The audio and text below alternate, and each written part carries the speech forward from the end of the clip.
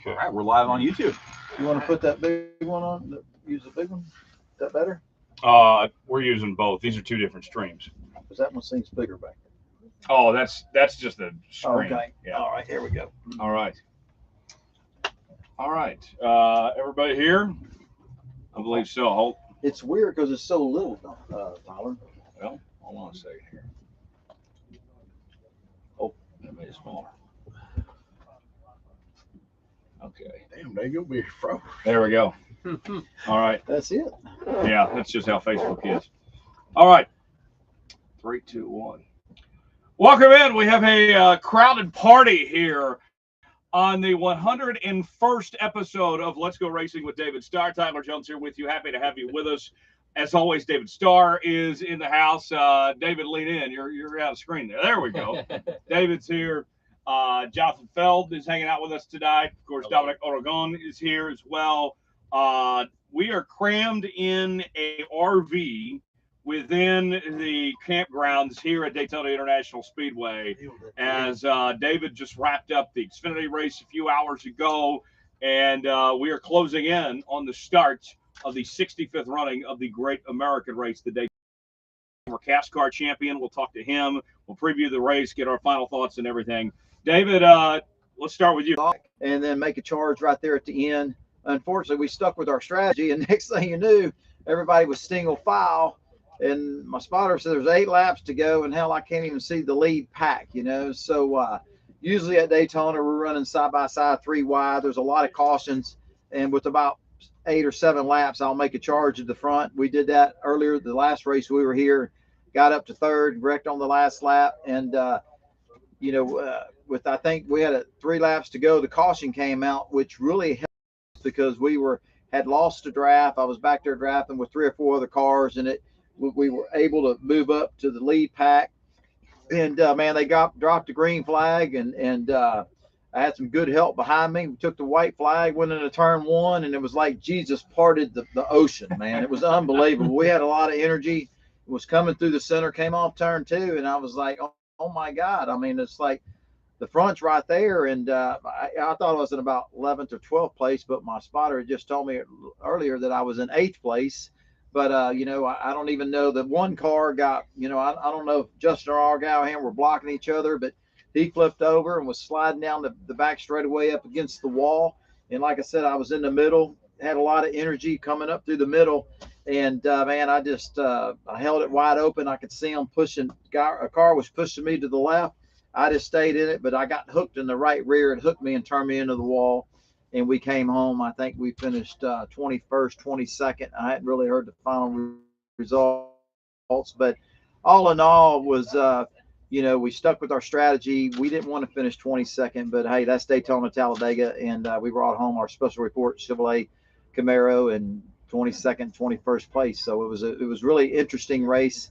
What as much action as what we're used to seeing, but hey, we kicked off the season, and congratulations to who won. Austin Hill. Austin Hill won the race. Richard Childers' driver, Austin Hill. Congratulations to him. And I look forward to the 65 running of the Daytona 500 tomorrow afternoon. Well, David, during that race, we saw where NASCAR had the 3 drivers in question. Who was going to win the race? John Hunter Nemechek and Justin Allgaier and Austin Hill parked there in the trioval. From a driver's perspective, tell us what that's like when you're wanting to know where did we finish? Like, what are those moments of drivers thinking? Because we know sitting there on pit road, that took a while to decipher who won the race. But for the drivers, how much more nerve-wracking is that? Well, I mean, it was kind of cool, not only for the drivers but for the fans for them to throw the checkered flag. But when the wreck happened on the back straightaway, in our current rules, you don't race back to the caution light when a car wrecks or a car flips over. When there's something that happens, NASCAR will turn on the caution light. And that was what the discrepancy was. NASCAR needed to review the film to make sure when the caution light came on, who was leading at the time the caution light came on. That's the fair way to do it. That's the rules. And, my hat off to NASCAR to I think it took 5 or 10 minutes. I don't know what it took. You guys might know, but it took a while to race winner. And when the wreck happened in the back straightaway and that caution light came on, somebody was first just looking ahead to tomorrow's race. Since the last time we talked on Wednesday night, races. We've had a couple different practice sessions. Dominic, I'll start with you. What is different now? What have we learned the last couple days heading into tomorrow's race that we didn't know necessarily maybe on Wednesday night?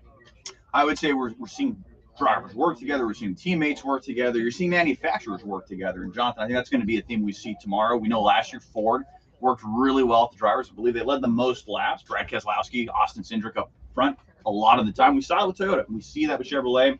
Jimmy Johnson leading the charge, coming back after 2.5 years out of the sport and leading one of the practices. But, John, I think tomorrow when we see in that race, we're going to see a lot of the alliances come to play. We're going to see a lot of not only teams working together, but manufacturers working together as well.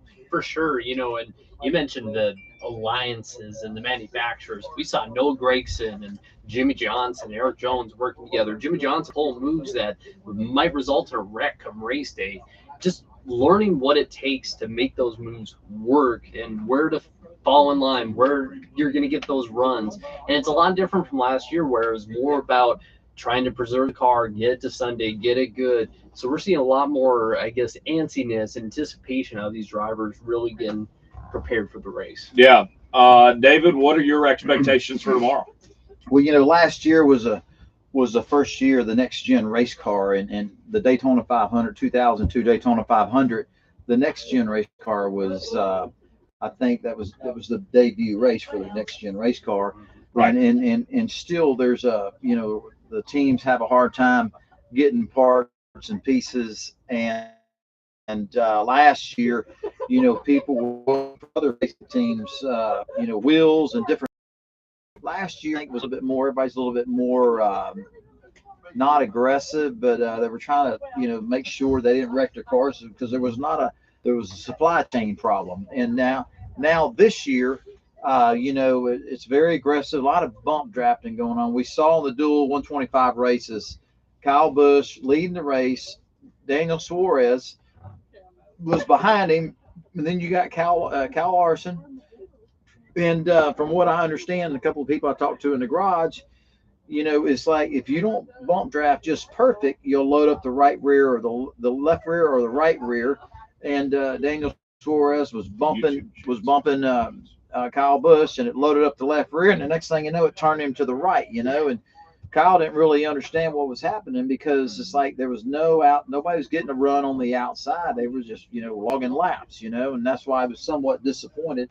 But like Jonathan was saying, these guys want to figure out in the draft, who, does a Chevrolet draft good with a Ford? They're trying to figure out, what car works best with who. It's pretty aggressive, and we see Jimmy Johnson making all these crazy moves. Jimmy wants to win the Daytona 500, you know what I mean? Yeah. So it's pretty awesome. It's going to be a great race tomorrow, you know what I mean? Yeah, it should be a great race indeed. Yeah. David, in a moment, we'll bring in our guest this week, as we're pleased to have on David Whitlock, who is a former CASCAR champion. Usually we have Dominic kind of go through the history of our guests and everything, but David, it was your idea to bring David on. So tell us about David and how far you guys go back. Well, man, Rodney Harris, Big B Steel Buildings out of Alabama is one of our sponsors. And Rodney's a great guy, great friend of mine. And I was visiting with Rodney yesterday, and he said, "Hey, man, my buddy, you need to meet my buddy Dave." And I'm like, "Man, where's Dave at?" He said, "Well, he'll be up here in a minute, And he said, "Dave is a CASCAR champion." I said, "Canada CASCAR? CASCAR, everybody knows CASCAR." And he said, "Yeah, he raced in CASCAR, and he won a championship 2 or 3 times." And I was like, "Well, hell, I want to meet him, So I don't know, but the next 30 minutes, here come Dave, pull up in a dang golf cart. And I met the guy, super nice guy. He's got, I'll let him tell the story, but man, just a hell of a racer, and hearing his stories and what he's been going through after he retired from racing. And he just seems like a great guy. And I've always kept up with CASCAR over the years. We have some guys that race in the NASCAR Xfinity Series over the years that raced in CASCAR, but I don't think we've ever had a champion with us. I think Dave has won 2 or 3 championships in CASCAR, so it's kind of cool that he's with us here tonight. David, appreciate you joining us. Glad to have you here in Daytona. Yeah, great, guys. It's a pleasure to be here tonight, and it's kind of an impromptu invitation. I'm real glad to be on here, and yeah, just met David last night there, and real nice guy, and we have a mutual friend in Rodney Harris, like David mentioned, and yeah, it's really an honor to be here and get to be on the podcast with you guys. Well, David, tell us about your career. What was it like winning titles there at the CASCAR level? I was really good. Yeah, I started racing fairly young, right out of high school, and won a track championship at my local track. And I moved up to CASCAR, and we won a championship in '91. And then actually I moved on to ACT over American Canadian Tour up in New Hampshire and Vermont and New York. They ran all the New England states, and we did pretty well there. We won some races, and then I won back-to-back Milk Bowls in Barrie, Vermont. I don't know if you've heard of the Milk Bowl or not. Mm-hmm. That was pretty cool. And then we won the Oxford 250 in That's a big race. '95. Yeah, that was a big one. We won, I think, back in '95, it was 52,000. Wow. I won, and that was a big short track race. A lot of good competition there. We managed pretty well. We lapped everybody except the top 3 that day. I'm glad Dave's not racing with us today because, man, he lapped everybody. Man, come on, Dave. Man. Yeah, Y'all burn up the competition, man. Yeah, and you guys have probably heard of Junior Hanley. Oh, man, Junior Hanley, yeah, one of the all-time great short track racers. Yeah, well, he was in that race, and I was driving when we bought a car off of him. But I was coming 250 lap race, and we were coming around ahead. Junior in my sights, he was just about a straightaway away, but I couldn't catch him and put him a lap down. So I think he finished 4th that day. But, And y'all won. Yeah, we won. That's amazing. It was an man. amazing day. That was a great race to win. And then after that, ACT got in some financial trouble and they lost some sponsors. So we ended up going back and running CASCAR again back in Canada. We were sponsored by a Ford of Canada for 12 years. A Ford? Yeah. Wow. And so when we went back, we were fixing to just run a few races, but we ended up running really good. And we won the championship back to back again, 97 and 98. And so that was a lot of fun. And we kept racing CASCAR until about 2009. So Dave, tell us, man, you had a heck of a racing career, and the people you beat, Junior Hanley, or am I saying his name right? Yep. Yeah. I mean, I've read about that guy was one of the all-time best, you know. Yeah. So we didn't beat him every week, but but you beat in that particular race. You know? Yeah, we beat him a few times. Yeah. Enough to brag about it too. Yeah. And we ran Hooters Cup as well for a few races. That's a popular series. Yeah. Great series. Matt Kenseth was just starting out there, and he ran that. And I ran against him, Freddie Query, and Rich Bickle. Another all-time great short track racer. Rich Bickle. Rich Bickle. Oh, my Rich. Yeah. That's a good race. Yeah. So Dave, tell us about your condition you were sharing with me last night. I thought it was interesting because, man, you're just big time race car driver, winning all these races, CASCAR champion, and then so I was like, man, I can't believe I'm sitting here talking to you, last night, and you said, man, you was telling me a little bit about your, why you're tired and what was going on with you. So share with the fans. Yeah, well, I was diagnosed with Parkinson's in 2006. I was just turning 40, and I was diagnosed. So I mean, I mean, it was quite a hit to be told that's what you had. But we kept racing for 3 more years after that. Wow. And in 2009, I won the first race of the year up in Montreal, on Montreal, Quebec, a little racetrack, Saint Eustache. It's called. It's about 4/10 of a mile. It's a flat oval, but we won that race, and then we didn't get another one that year, but we got the first one. So Dave, you're telling me after you was diagnosed with Parkinson's disease, Yeah, you won a race yeah, after. yeah. Did you share that information with your competition or Well, it was about 3 years after I was originally diagnosed. Of course, the symptoms weren't real bad at first. right? Like they've gotten a little worse over the years, but I've taken medication and I've had a surgery that helped me out. So, yeah, we won that race. And one of my staunchest competitors was Kerry Mix. He finished second to me that day. We won up in Quebec there, and he on the podium he said to me after, Whitlock, you're not ready to retire. So He didn't know what was going on, did he? no, he didn't. Yeah. But I mean, I told everybody after I had retired. But yeah, we raced for 3 years. It was just getting difficult. I could still drive, but it was getting difficult to get in and out of the car. Right. Yeah. Because Yeah. my symptoms were a lot of slowness of movement and Sure. stiffness. Oh, stiffness. So, Okay. I mean, I never really had a lot of tremor. Like a lot of people with Parkinson's have a real bad tremor. Yes, sir. I never had too much of that.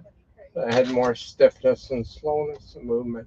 So it was just getting tough to get in and out of the race car.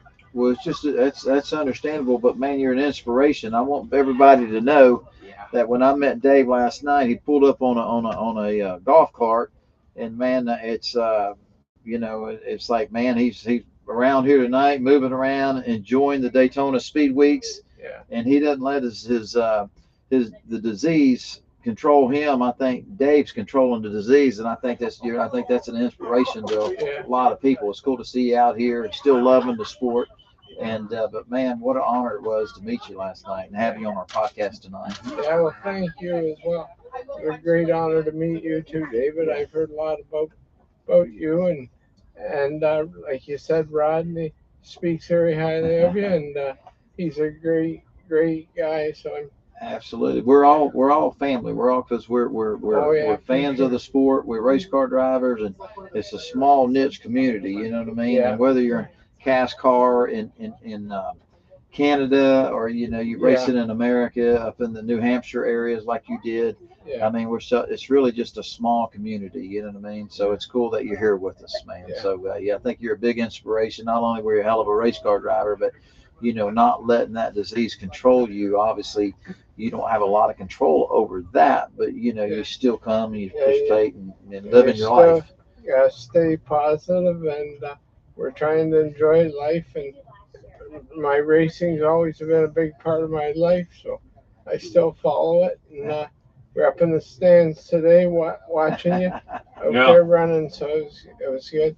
It's really too bad you got caught up in that wreck on the last lap, or you would have had a pretty good day. Yeah, no doubt about it. But hey, that's just part of what we do. Sometimes Yes, it happens. And you were giving it your all, That's, and- it, man. That's it, man. Yeah, that's right. Absolutely. So tell me this, David.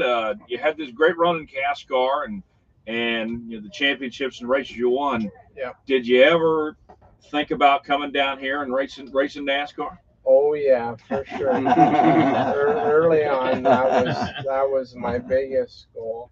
And the thing of it is, we did really well. Like we won at a track level, then we won at the National Touring Series level, and we moved over and ran ACT, and we were doing good at every level. But then when we started running the Hooters Cup against all that tough competition, we did pretty well. Like actually, I come down to Florida. We ran at Lakeland the first race of the year. This was in '96. I had to run the last chance race, and we missed qualifying for the feature by 1 spot. Man. But and then we went on and the next race was at Daytona Speedway. In Florida here, yep. Yeah, and we went there, and right out of the trailer, we were the fastest car. Wow. We thought, wow, we're kind of getting it done. I'm sure you've been there a few times. So Dave, 1 week at Lakeland, you missed the show by 1 car. The next week in DeSoto, or you're the fastest car in practice. Yeah. And then we qualified half decent, but still I think they ran heat races. I know they ran heat races back then.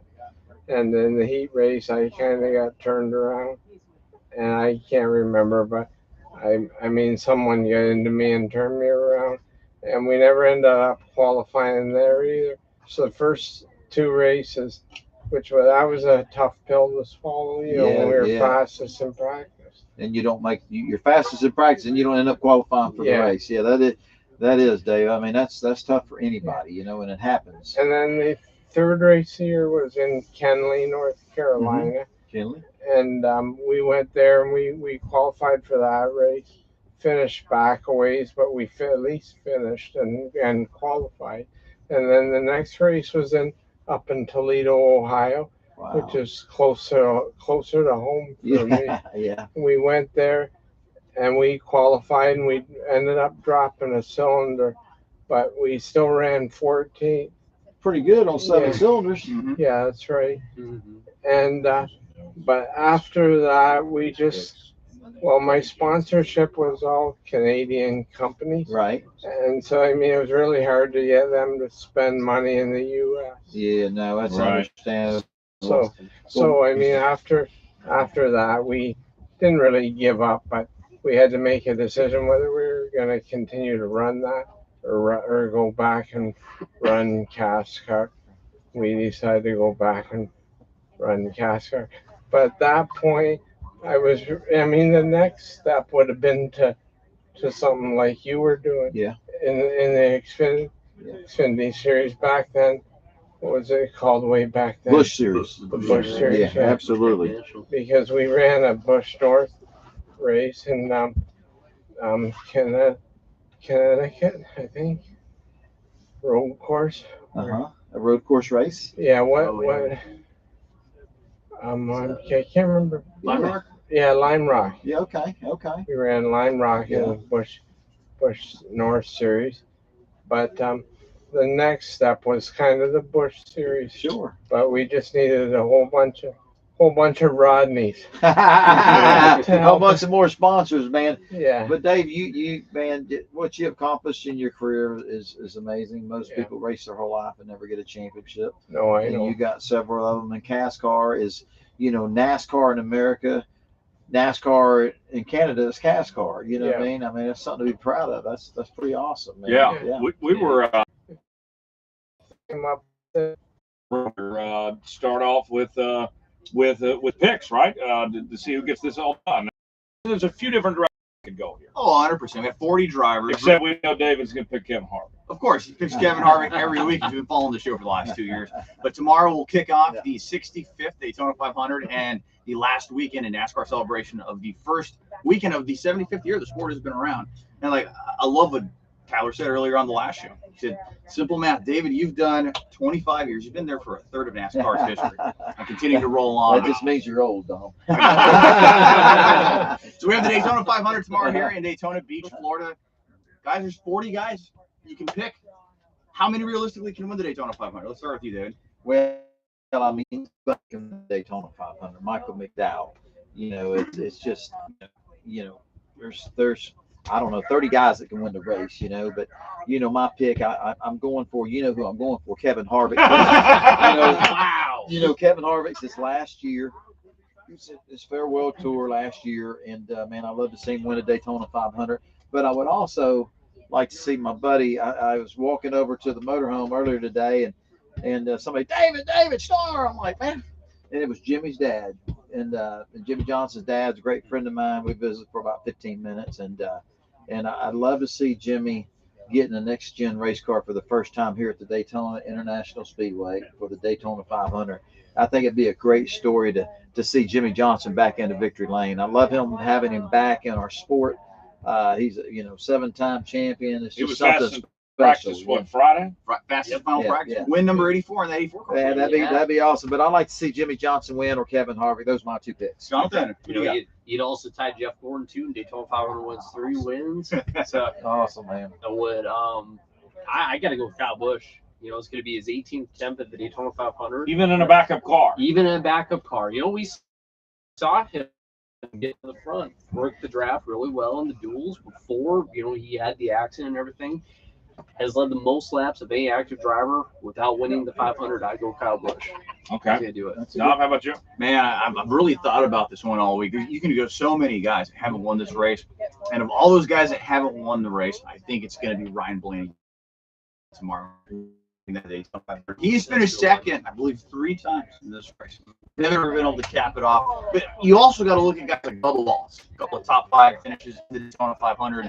Same with Martin Truex Jr., perhaps the best driver active in the Cup Series that has never won on a super speedway, at least points races. Oh, and if Bubba wins, then certainly dominate headlines in the sports world if he were able to pull this off. You and I agree. I had the same pick. I'm going Ryan Blaney as well. So I think Ryan Blaney is an underrated. What? Nobody's going Kevin Hart? What the heck?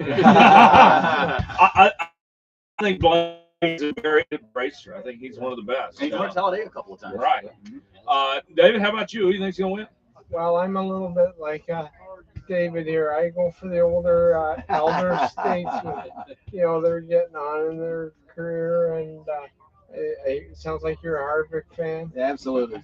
Good friend of mine. Is he? I like Harvick, and but I'm a Martin Truex fan. Oh, absolutely. Absolutely. Yeah, the hat. Oh, yeah. But, so I'd love to see him get one. Absolutely. Well, actually, on a side note, there, like Cole Perrin. Oh, yeah. Go Byrne. Oh, yeah. He's from Canada. Yeah, He was connection. Martin's Yeah. crew chief there when they won the championship. Yeah. I know, I raced against Cole Wow. back in the day.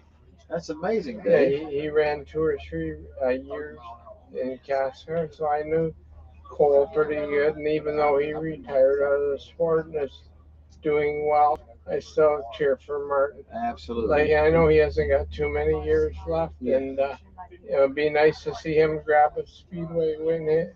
They've lost enough of them for different reasons. Dave, we got to stand behind our old man club. That's right, for sure. That's right. Absolutely. What about the championship? Let's go there. I know that we're still 36 races away from crowning a champion, but I'll start on this one. I think Kyle Larson is back as the champion. He gets his 3 years. We start to see the making of a dynasty. I think Kyle Larson didn't have a couple years ago. Maybe not quite as dominant, but I expect at least 5 wins, probably more from Kyle Larson. I like him to win it all. How about you, Tom? Yeah, I think he's going to be there in that championship for. That team's going to be strong this year. They were strong last year. They're going to be back this year. But I think there's one driver out there who's going to pull a Bobby Allison and win a championship late in their career. Better late than never. Denny Hamlin's going to get the championship in 2023. Jonathan. That is a great pick. I'm going to throw a curveball in there. I think Alex Bowman is going to have a very good year, surprising people. But he's never finished top 10 in points. Yeah, that's why I said I'm going to throw Picking Alex Bowman to win the I'm championship. going to throw a curveball on you because I am not sure at all who I think is going to win the championship, but I think Alex Bowman. That's a cop-out answer. Give me one name. Alex Bowman. Okay, Alex Bowman. Right now. To that. Right now. David, does Kevin Harvick go out as the champion? Out on top. Let's see here. Let's baseball knowledge here. Let me throw a knuckleball real quick. And 2003, I can speculate all day long, but I would tell you, I'm not going to tell you who's going to win. I'm going to tell you who I would like to see win. I like to see Denny Hamlin win. All those wins. And Martin didn't have a championship, and it's like, it's hard to really comprehend Martin not having a NASCAR championship, And Hamlin has had a great career in NASCAR. It probably finally getting a championship so he could be at peace once he finally retires. And I like to see Kevin Harvick win another championship just Imagine because, that. you know, I mean, Wow. but Harvick, Harvick, I'm not put him in the mix because he's a tough competitor. This is his final year for their final year. Pulling that Jarrett. Absolutely. Who do you think's going to win? Well, I know the Fords are sure looking for One name, Ross Chastain. Absolutely. Yeah. That's another one. Yeah. Things interesting at Legacy Motor Club. Yeah. Publicly this weekend. Is that, you think, a big issue, or is this be all figured out? Well, this is the first time hearing about it. About Richard Petty, growing up as a boy in Houston, Texas, and loving NASCAR racing and reading the books all about it. Richard Petty is NASCAR. You know what I mean? For sure. Petty Enterprises. All these years, and just what Richard Petty means to the sport is everything. And he's a great spokesman. He's the king. And it's interesting that. There is no Petty Enterprises anymore. Then there was GMS, Petty GMS. With Gallagher, and now that we got 7-time champ Jimmy Johnson stepping in as part ownership in that organization too, and now there's a name change. This is the first I'm hearing. I wasn't aware this was happening, but I almost feel like. And this is just my opinion, not really knowing anything about it, that he's kind of getting squeezed out, kind of sort of. You know what I mean? I mean that's I don't know if that's the right wording or terminology, but it's just sad to see an iconic guy like Richard Petty, kind of floating around, and it was GMS Gallagher Petty, or I don't know. Now here we are, 2023. And there's not a Petty name stepped on a Cup team, and I don't think that's happened since 1950 something. Right. You know what I mean? Yeah. So it's kind of just somebody that's just hearing this news. It seems like to me, not knowing much about any of it, and hopefully it's not true, but it seems like it's kind of getting pushed out a little bit, and hopefully that's not the case. Yeah. And I can understand, but I agree too. It's kind of odd not seeing that Petty name out there because it carries so much weight. It's interesting because I gotta have to say it, and Matt was with me last week. Another good friend of mine, I'm not gonna mention any names here, called me up and wanted to know what was going on, if I had any work for him, and and it seemed like to me, now that I'm hearing this news, that a lot of the people that were associated with Richard Petty that had went over to Petty Gallagher Racing. I heard, and this is just all speculation because I'm not involved in the organization and don't, I have no business really speaking about it, but I heard from somebody that a lot of the people and anybody that was associated with Richard Petty's team is now not associated with the organization now. And I heard that a couple of weeks ago, and again, I mean, it's just all speculations. I don't work there. I don't have no factuals. Just hearing what y'all speak about, it's starting to really kind of play out in the public eye, which is kind of sad. I want that kind of information to stay within the racing Keep family. it internal. Yeah, you don't need to air your dirty laundry in the public. You know what I mean? Right. But hopefully they figure it out. We need Richard Petty part of this sport, and it's sad that the Petty Gallagher team. I don't even, what's the name of the race? Legacy Motor Club. You know what I mean? So, so something's changing. Yeah, for sure. Our final segment, real quick, is our Ask David. She do this each and every week, and since we're live tonight, we've had questions come in on the Facebook chat, in the YouTube chat. David, your Van's been watching. Awesome, man. Vancy, I miss my family. Vancy, I love you. DJ, I love you guys. Miss you guys. Daddy will be home tomorrow. Vancy, he's had a few things to say. Dad, you always wreck on the last lap. Daddy didn't want to wreck, but it just happens, man. Thanks. And he wants to know what's your plan for the next race. Next week, I hope year, so my plan is to go race good next week in California. Information Galucci wants to know, David, are you running full season? Well, right now, it's got a great team for her, and Nick Reynolds. It takes a lot of money to do this, to race at the level. I don't care, any 3 national NASCAR series, Truck Series, Xfinity Series, Cup Series. It's so expensive. And man, let's not kid ourselves. Yeah. You got to have great sponsors. The team's got to be funded well.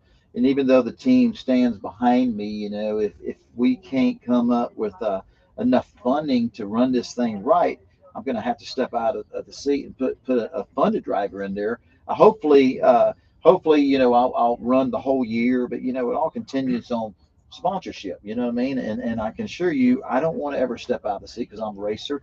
But man, it's man, to keep a racing team, to keep the engine moving, you know, and running, you got to have funding, you know. So right now, I've probably got about 15, 16, 17 races. And man, me and Matt Jennings and a lot of other people are working our tails off. Brett Baer, I mean, what an honor it is to have Special Report Brett Baer a part of our organization. But we're working hard here at Daytona. We had a lot of great people here, companies, and trying to make it all work. But it takes a lot of money, guys, to run these racing teams. So I hope that we're going to be racing full time, but I don't have that answer yet.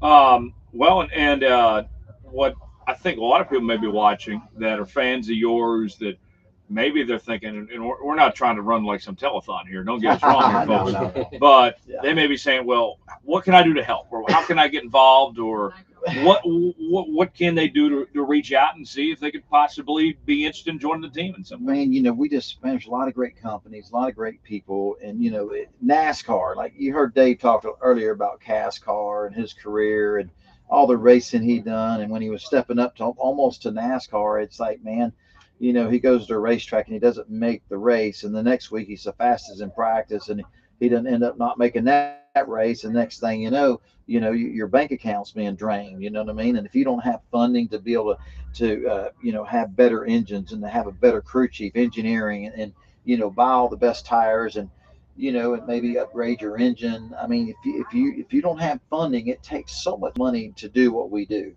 and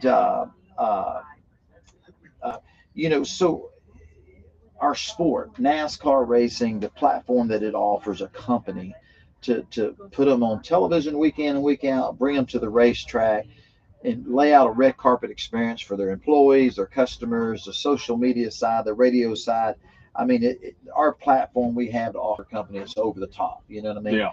Plus myself, Maggie Fix, Matt Jennings, and the team, and we, you know, when somebody partners up with us, you know, we want to put their name on a race car. They bring customers, they bring employees. It's a red carpet experience. But for us, we become like employees. If we can bring them business and it makes sense, they're going to be with us long term, you know. So, I mean, you know, this week, last night, I went to bed about midnight. We were, you know, connecting people and meeting with people, and a lot of our sponsors introducing to this company. People really don't realize, you know, they just see the racing, and the racing is everything. But man, the work behind the scenes that it takes to make all this happen, a lot of people, I don't think there's that many people that would work that hard like we do. I don't think people understand how challenging it is, how awesome it is, and how difficult it is. But man, that passion to win again and to be competitive and to race burns so hot in my body that, man, I work. I'm not full time yet this year, but man, I'm doing everything I can because I want to race full time again for my 25th year. So how can people connect? How can they reach out? Well, you know, just reach out to the podcast. You know, if you work for a company or you have a company and, you know, you think it's cool that you want to put your name on a race car and understand how the business side of that works, because, you know, we need companies' money to be able to race. That's a given. But for us, we want to make sure that NASCAR and you sponsoring us, that you see benefit, your company makes money, because we're going to do business to business, bring you business, and we can show you how it works and make NASCAR make your company more money. Then you got a long-term sponsorships, and we work hard at doing that. You know, It means a lot to us. So, but man, it's not easy, but we love it, and we'll keep working hard at it. And then one final question. Dominic's wife also watching. Not only do we have David Starr watching, we have Felice Aragon checking in as well. Hi, Felice. Hi, Felice. Hi, Christopher. Felice wants to know, David, what was your favorite part about today's race? Oh man, just everything. Qualifying, just working together as a team, working with my guys in practice yesterday, Felice, just getting in the race car, man, getting out there and just just, I don't know. I love every aspect of it. You know, having a lot of our sponsors here, introducing to my team owner, introducing them to other companies, seeing the fans, meeting Dave for the first time, seeing you guys here, being on Fox and Friends this morning with Brett Baer. I mean, life's so good, man. I'm just, I pinch myself, even though it's my 25th year. I'm so blessed, more than I deserve. Pretty awesome. The whole day, really. That's awesome. Yeah. David, we appreciate you joining us, man. Yeah. It's been awesome Dave. having you here. Great, thank you. It's been a pleasure. And good luck getting your season put together. I'm sure you'll get her done. Well, Dave, I appreciate that, man. And man, it's cool that you're still passionate about racing. And man, I think it's an inspiration to a lot of us, because a lot of us, life's not easy for anybody. You know, there's ups and downs, and man, you know, I guess it's you know, when you get knocked down, you know, I guess you have the choice to get up or stay knocked down. You know, and for somebody to get the kind of news that you got knocked you down pretty hard, some people don't recover from learning that they have Parkinson's disease. Yeah. And man, you get up every day, and man, you just be yourself. You're out here at Daytona, right around your car, drinking beer, enjoying yourself, man. I just an inspiration. So, you know, seeing how you navigate life with a big challenge, and other people that don't have challenges like you have, that, oh, poor me, and they feel sorry for themselves. They need to meet somebody like you, and maybe that'll lift their spirits. But man, I just think it's an honor to meet you, and I think you're a big inspiration to a lot of people. Yeah, 100%. Yeah. Yeah, You got that right, but he gets up running every morning. Good man right there. Awesome. Absolutely. Thanks for having me. Yeah. Thanks for everybody that came out tonight. We jammed into this RV and made it work. And our normal show is every Wednesday, wherever you listen to podcasts, Apple, Spotify, Google Podcasts, as well as on YouTube as well. You can watch the video version there. And our live shows, this is the first time we've done a live show in about a year. We do these typically if we're all together and on the road.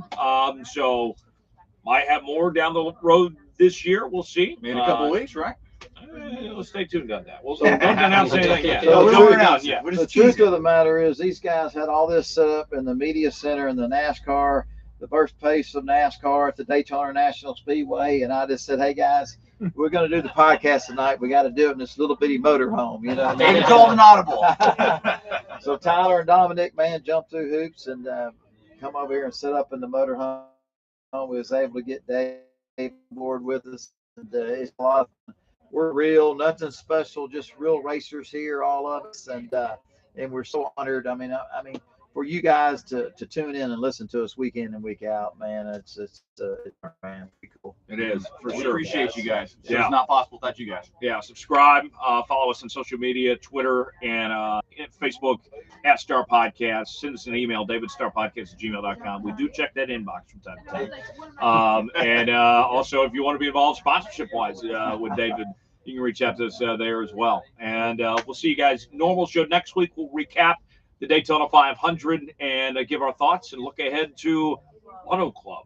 I can't believe we've even uttered those words. Seems like that's been a long time since we've talked about Auto Club with as much Daytona has gone on the last couple of days. It's been a few years since you raced there, Dave, so I'm sure you're excited to get back there. Oh, heck yeah, man. No doubt. Race there, I think, too. Yes. Absolutely. Should be a lot of fun. We'll put the checkered flag out on this edition of Let's Go Racing for our entire crew, for David Starr, Jonathan Fjeld, Dominic, for David Whitlock, everyone behind the scenes, too. Eric Massey, Matt Jennings. Matt Jennings. We ran out of time for Matt Jennings. Steve Craig providing us this motorhome. Everybody here making this possible. We'll see you all next week. Enjoy Daytona 500. Thanks for joining us. Have a great night. All right. Dave, thank you, sir. No problem. Thank you, sir. Man, Thank you so much. awesome. Honor to Yeah, you. it's a pleasure. Yeah. Man, Dave, Thank you so much. you made our podcast cool, man. Right on. You know, so Thank you. Dave. Nice to meet you.